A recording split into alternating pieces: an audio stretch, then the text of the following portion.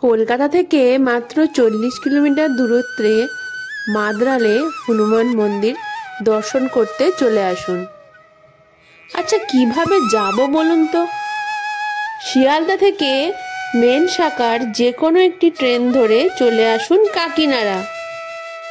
এবার কাকিনাড়া স্টেশন থেকে যে কোনো টোটো বা অটো ধরে চলে আসুন হনুমান মন্দির মাত্র 10 মিনিটে। খুব জাগ্রত এই মন্দির। এখানে হনুমানজি শায়িত অবস্থায় রয়েছেন। মন্দিরে প্রবেশ করার শুরুতেই দেখবেন কিছু বরণডালা বা পুজো সামগ্রিকের দোকান রয়েছে। এই সেই হনুমানজির শায়িত অবস্থার মূর্তি। বহু দূর দূরান্ত থেকে লোক এখানে আসেন নিজেদের মনস্কামনা পূরণ করতে। হনুমান মন্দির থেকে বেরিয়েই আমরা আরও একটি মন্দিরে প্রবেশ করব। তার মাঝে সুন্দর বাগান এবং বড় বড় গাছের ছায়া দিয়ে যেন মন্দিরটাকে একদম ঘিরে রেখেছে। প্রায় 300 বছরের পুরনো গাছও এখানে রয়েছে। মন্দিরের ঠিক পাশেই আছে একটা পার্ক। এবার যাচ্ছি 300 বছরের পুরনো মা অন্নপূর্ণার মন্দিরে। বহুদিন এই মন্দির বন্ধ অবস্থায় ছিল। এখন কিছুটা সংরক্ষণের পর এখন মন্দিরটি আমরা দর্শন করার সুযোগ পাচ্ছি।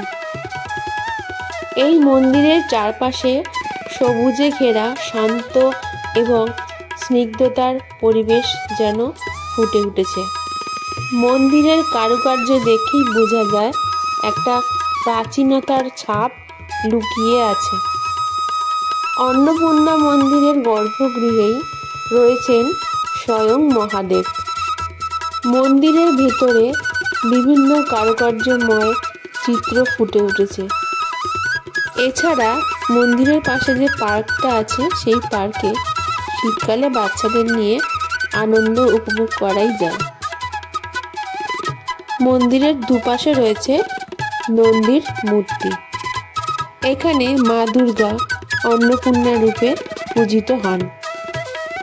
তাহলে আর দেরি না করে এই শীতেই চলে আসুন মাদ্রাল হনুমান মন্দির, যেখানে 3টে দেবদেবীর একসঙ্গেই দর্শন করা যাবে।